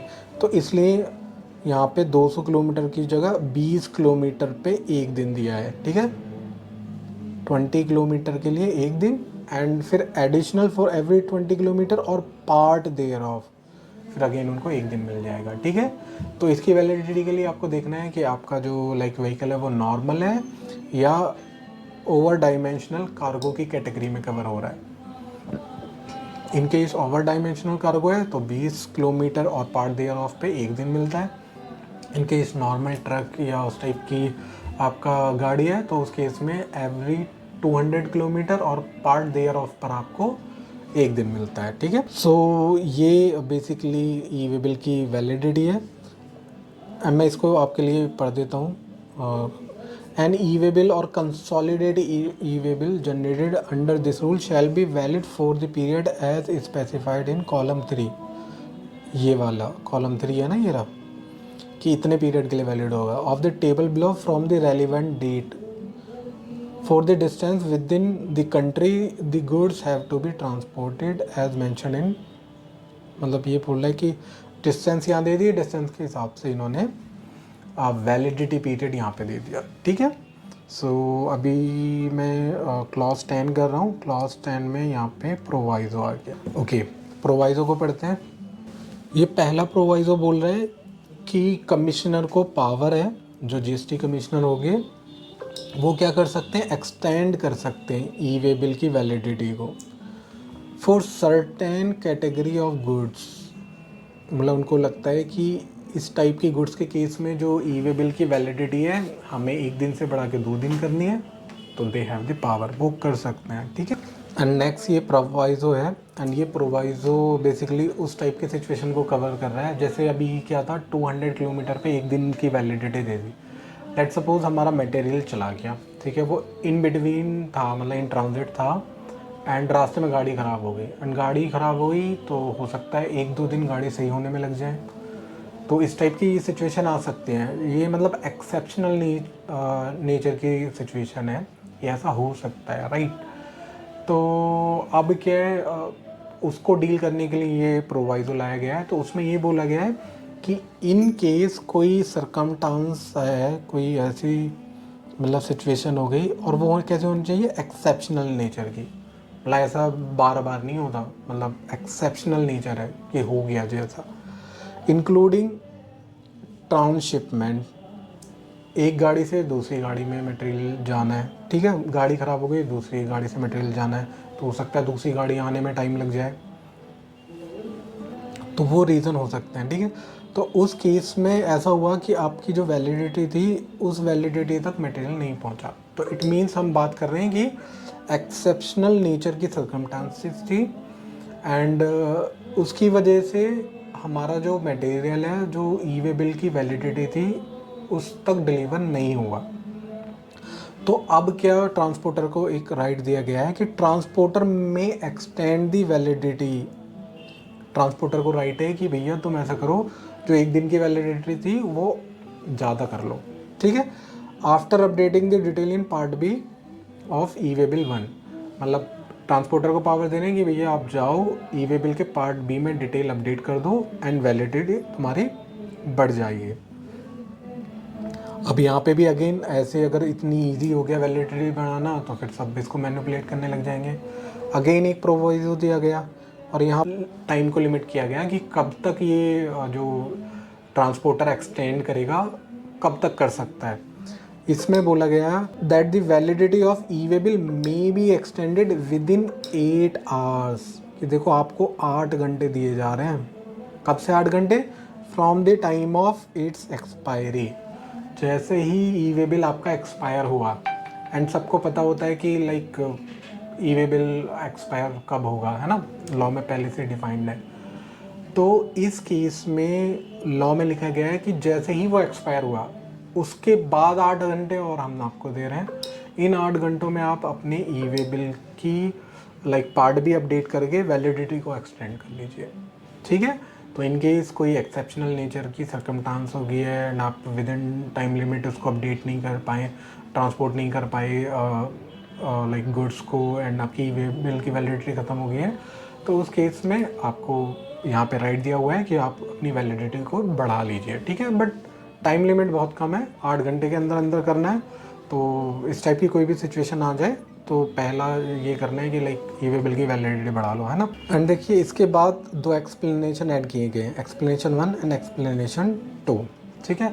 एक्सप्लेनेशन 1 जो क्लियर कर रहा है वो इसकी क्लियरिटी दे रहा है कि यहाँ पे लिखा हुआ था ना कि एक दिन के लिए ई वे बिल वैलिड है, और एक दिन कब से काउंट होगा? From the relevant date. अभी क्लैरिफाई कर रहा है कि देखो जी रेलिवेंट डेट का मतलब क्या है। ये बोल रहा है रेलिवेंट डेट का मतलब है जो हम एक दिन काउंट करेंगे, each day shall be counted as the period expiring at midnight of the day. मतलब जो भी दिन का मिडनाइट होगा, मतलब रात के 12 बजे, immediately following the date of generation of e way bill. तो ये लेट सपोज इसको मगर इजी करूँ, लेट सपोज आज 24 फरवरी है, ठीक है, 2024। आज मैं कोई ई वे बिल जनरेट कर रहा हूँ एंड आपको पता है ई वे बिल एक दिन के लिए वैलिड होता है। तो ये बोल रहा है कि एक दिन जो हम मानेंगे जिस दिन आपने जनरेट किया ई वे बिल, उससे नेक्स्ट डे का मिडनाइट, मतलब 25 फरवरी की रात 12 बजे तक, ये लिखा हुआ ना mid the night, at midnight. तो नेक्स्ट जो डे होगा उसकी मिडनाइट तक वैलिड होगा, ठीक है। सो आज मैंने जनरेट किया, नेक्स्ट डे के मिडनाइट तक वैलिड होगा, ठीक है, वो एक दिन काउंट होगा। तो एक्सप्लेनेशन 1 ये बोलता है। एंड देखिए एक्सप्लेनेशन 2 में जस्ट यही बोल रहा है कि ओवर डायमेंशनल कार्गो का जो मतलब है वो है जो हमारा rule 93 of central motor vehicle rules 1989 की हेल्प से आप देख सकते हो। तो प्रैक्टिकली मैं बात करूँ, देखो नॉर्मल गाड़ी जो होती है, ट्रक्स वगैरह, वो तो नॉर्मल होता है, वो ओवर डायमेंशनल नहीं है।